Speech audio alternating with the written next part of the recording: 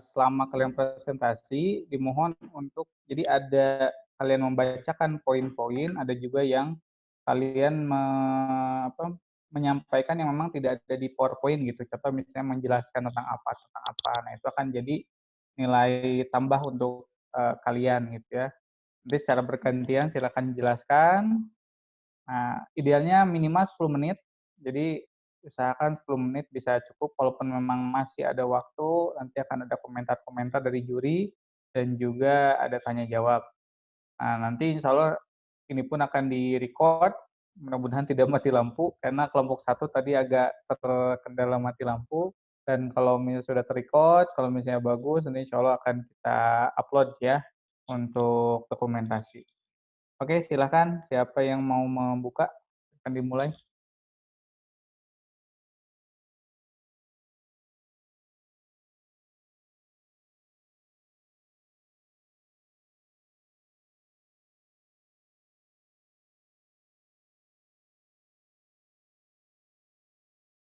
Satu lagi, ya. Cek. Satu lagi nanti silakan kalian kalau misalnya share atau menyampaikan di on kan ya videonya, jadi terlihat wajahnya. Kalau saya mohon maaf ini tidak di on kan videonya, lagi sakit mata, dia agak tidak di-share kan. Oke, siapa yang membuka? Mau Manda? Mau Nadira atau yang lain? Silakan.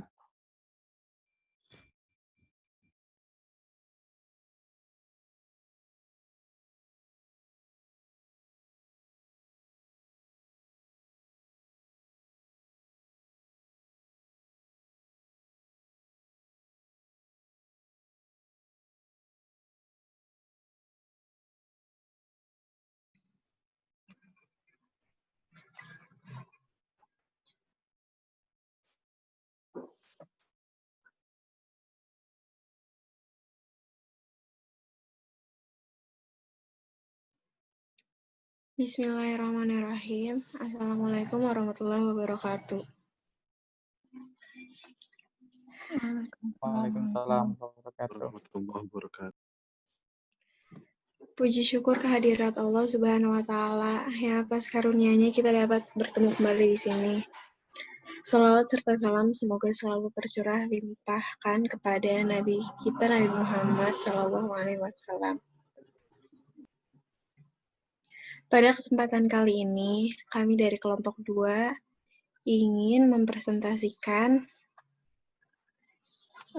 materi tafsir yang berjudul Al-Quran.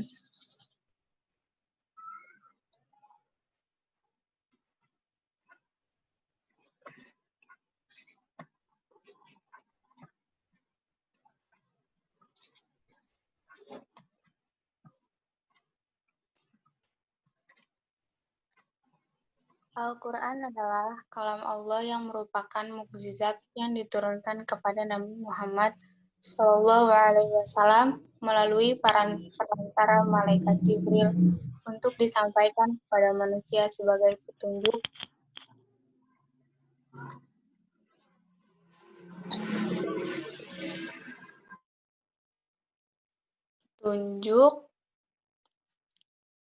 diturunkan secara bertahap. Yang kedua, ada fungsi Al-Quran. Yang pertama ada sebagai pedoman hidup dan petunjuk umat manusia menuju jalan yang lurus.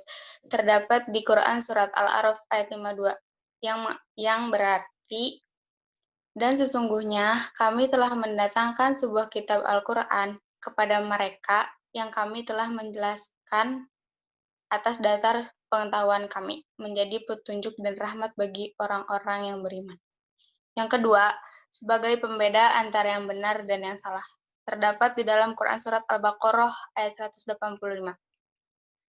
Beberapa hari yang ditentukan itu ialah bulan Ramadan, bulan yang di dalamnya diturunkan permulaan Al-Quran sebagai petunjuk bagi manusia, dan penjelasan-penjelasan mengenai petunjuk itu dan pembeda antara yang hak dan yang batil. Karena itu, barang siapa di antara kamu hadir di negeri tempat tinggalnya di bulan itu, maka hendaklah ia berpuasa pada bulan itu. Dan barang siapa sakit atau dalam perjalanan, lalu ia berbuka, maka wajiblah baginya berpuasa sebanyak hari yang ditinggalkannya itu. Pada hari-hari yang lain, Allah menghendaki kemudahan bagimu, dan tidak menghendaki kesukaran bagimu, dan hendaklah kamu mencukupkan bilangnya, dan hendaklah kamu mengagungkan Allah atas petunjuknya yang diberikan kepadamu, supaya kamu bersyukur. Dan kami turunkan dari Al-Quran sesuatu yang menjadi obat penawar bagi hati dan penyakit kebodohan, kekafiran, dan keraguan. Dan sesuatu yang menjadi obat bagi badan bila melakukan ruqyah dengannya. Juga dari Al-Quran itu kami turunkan sesuatu yang menjadi rahmat bagi orang-orang mukmin yang beriman dengannya. Dan Al-Quran ini tidaklah menambah pada orang-orang kafir kecuali kebinasaan, karena mendengarkannya membuat mereka semakin dengki, semakin mendusta dan berpaling dari. Yang ketiga, ada sebagai obat dan rahmat bagi orang-orang yang beriman.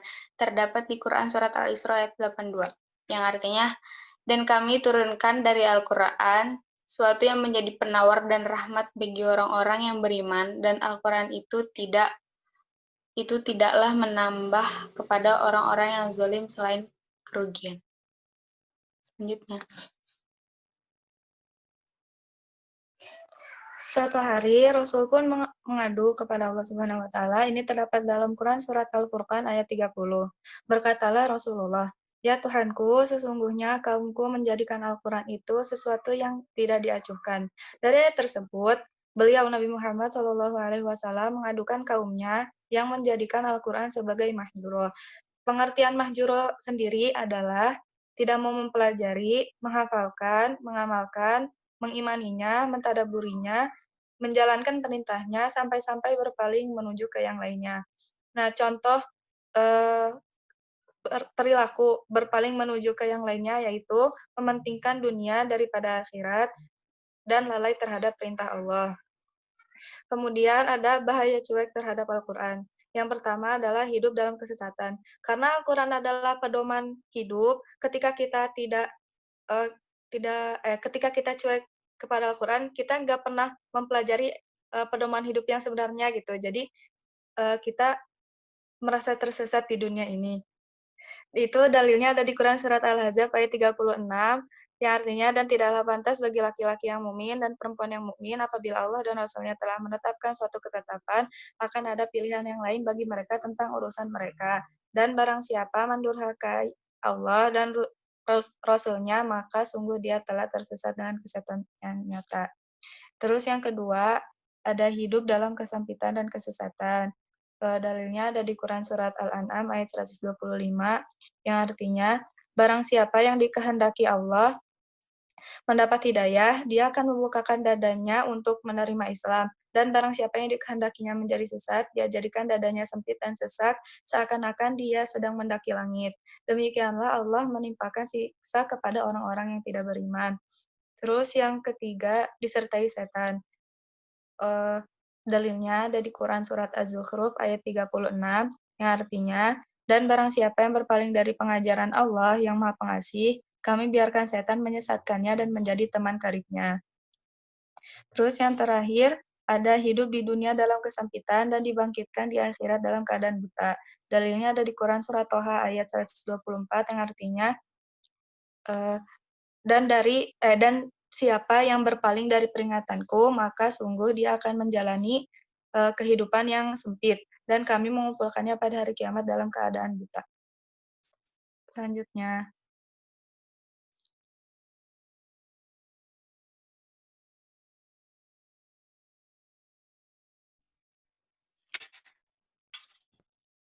cara berinteraksi dengan Al-Quran. Yang pertama, membaca dengan tertib. Dalilnya ada dalam Quran surah Al-Muzammil ayat 4. Keutamaan membaca Al-Quran itu bersama malaikat yang mulia, mendapat banyak kebaikan dan menjadi syafaat di akhirat. Yang kedua, mendengar dan menyimak. Ada dalam surah Al-A'raf ayat 204. Yang ketiga, memahami dan mempelajari Al-Quran. Dalilnya ada di Al-Quran surah Al-A'raf ayat 179. Yang keempat, mengamalkan dalam kehidupan sehari-hari adalah Al-Quran Al-Kahfi ayat 110. Yang kelima, menghafalkan. Yang keenam, terus-menerus belajar mengajarkan dakwahkan Al-Quran dalam Quran surah Al-Imran ayat 79.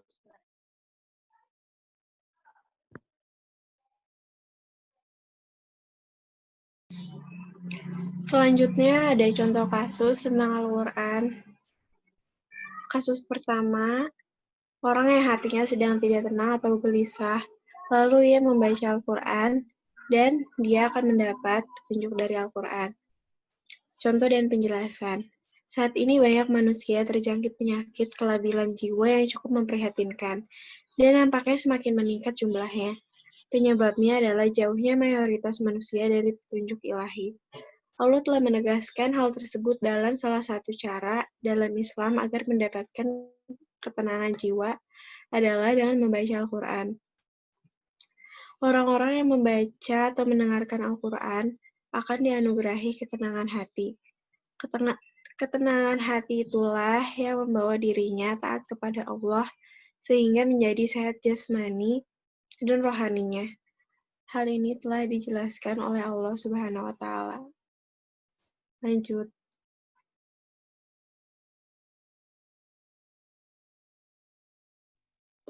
Selanjutnya ada kasus kedua. Orang yang menghafal ayat Al-Quran akan diberi kesabaran, keberkahan, kedamaian, dan kebaikan-kebaikan lainnya.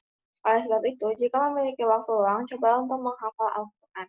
Dalam hadis riwayat Al-Bukhari disebutkan bahwa Nabi Shallallahu Alaihi Wasallam pernah bersabda, dan terbaik di antara kamu atau muslim adalah mereka yang mempelajari Al-Quran dan mengajarkannya. Sinergi antar mata pelajaran.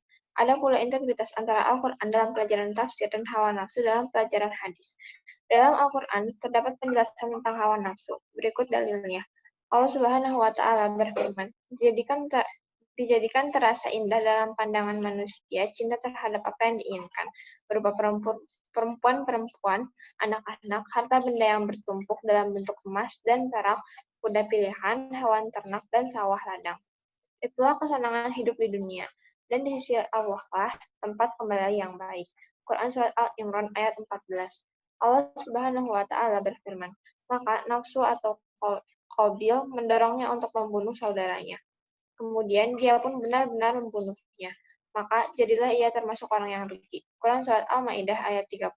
Secara istilah, nafsu ayat adalah sesuatu yang lembut pada diri seseorang yang menimbulkan keinginan seseorang atau dorongan-dorongan hati yang kuat untuk memuaskan kebutuhan hidupnya, baik kebutuhan jasmani maupun rohani.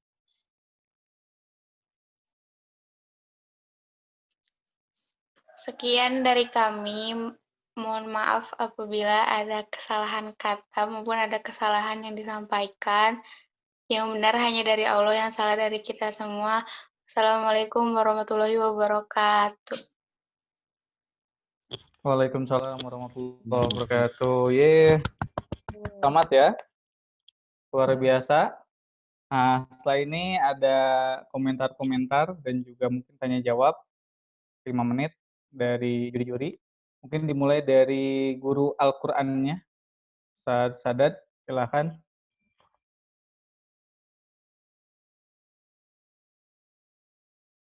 Oke, bismillahirrahmanirrahim. Ini kelompok B ya? Iya, Tan. Oke, kelompok B. Oke, alhamdulillah presentasinya cukup menarik dan lengkap juga ya. Mungkin dari segi penyampaian ada yang masih baca terus, ada yang sudah bisa melafalkan dengan baik ya. Oke, untuk pertanyaannya dari Ustadz, gimana kalau kasusnya itu ada penghafal Quran, tapi dia masih berkata kasar, dia masih pacaran, dia masih melakukan banyak dosa. Itu yang salah siapa? Dan menurut kalian tuh gimana? Oke, gitu ya. Silakan. Ada yang mau jawab?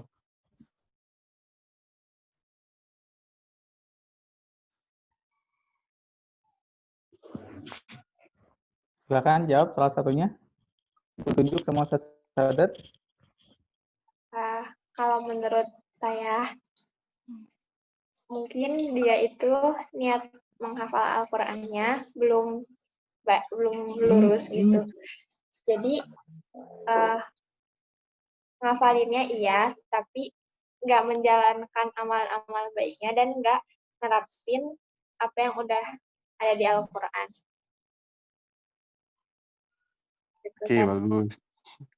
Bagus ya Nadia. Yang lain mungkin ada punya jawaban?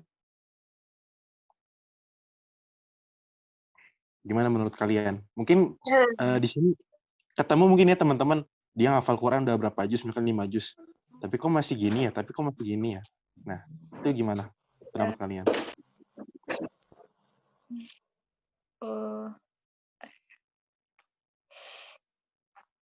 Sebenarnya jawabannya ada di presentasi kalian loh.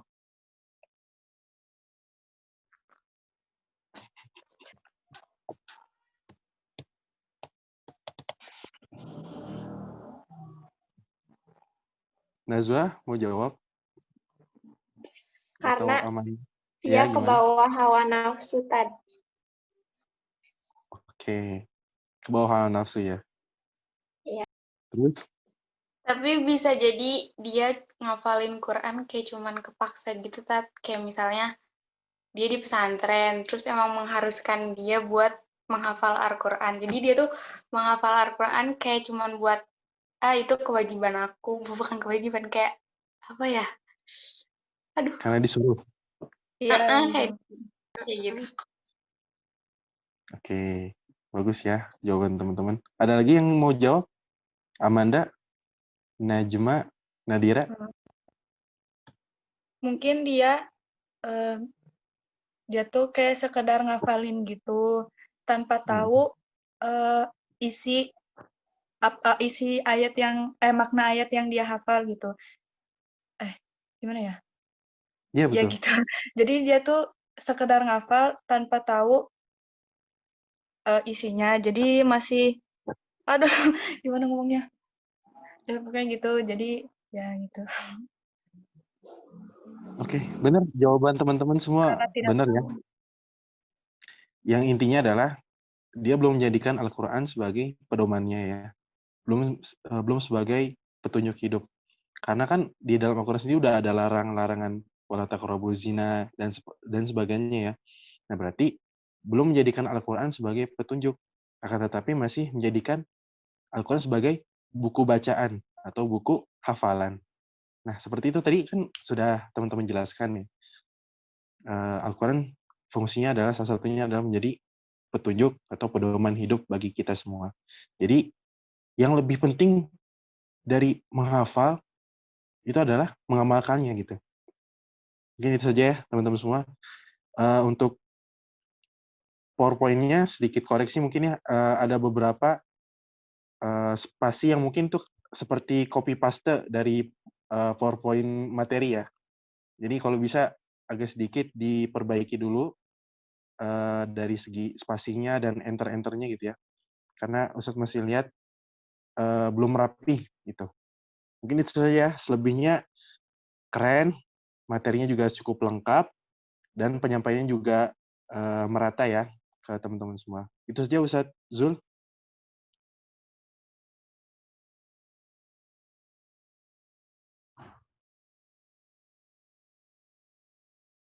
Ustadz Zul. Oke, ya siap. Terima kasih, Sadat. Ya.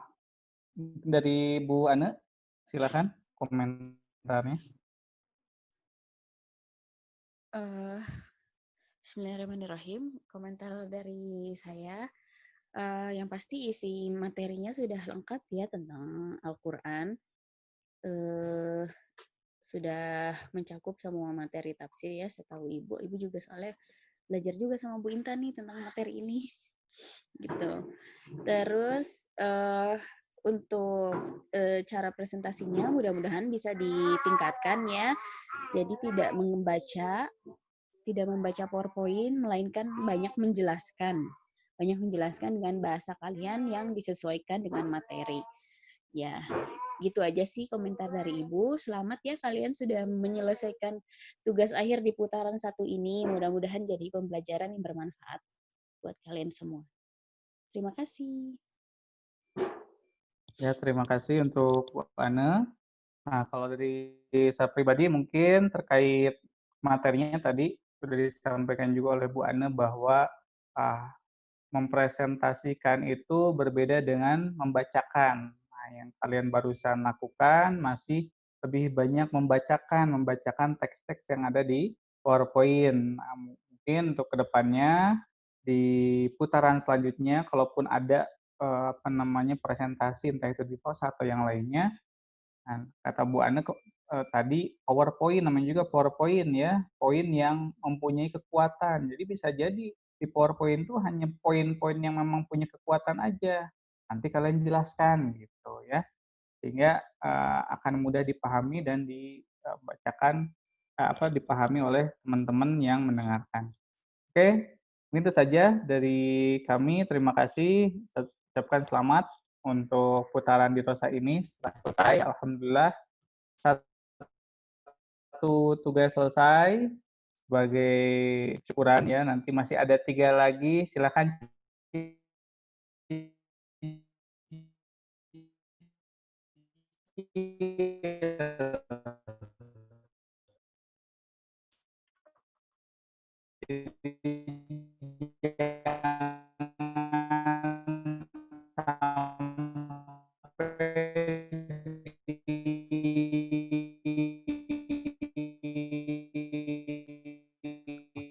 Afwan Tadul.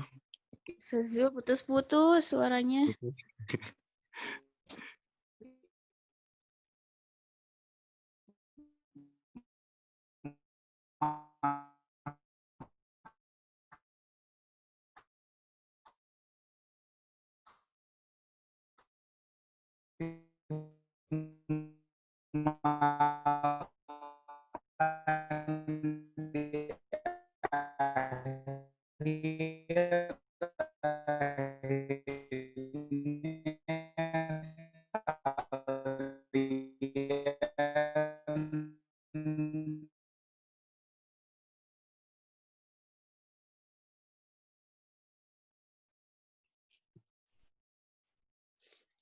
Ya, sepertinya Oke, ada. mungkin Ustadz ambil alih saja. Silakan. Enggak, Pak Syada.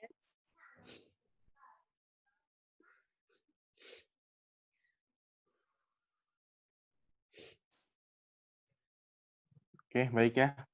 Terima kasih teman-teman yang sudah mempresentasikan tugas akhirnya. Semoga makin baik lagi ke depannya dan juga tetap istiqomah untuk terus belajar. Kita tutup pertemuan kali ini dengan hamdalah dan doa kifaratul majlis. Alhamdulillahirabbil alamin. Subhanakallahumma wa bihamdika asyhadu an la ilaha illa anta astaghfiruka wa atubu ilaik. Assalamualaikum warahmatullahi wabarakatuh. Waalaikumsalam warahmatullahi wabarakatuh.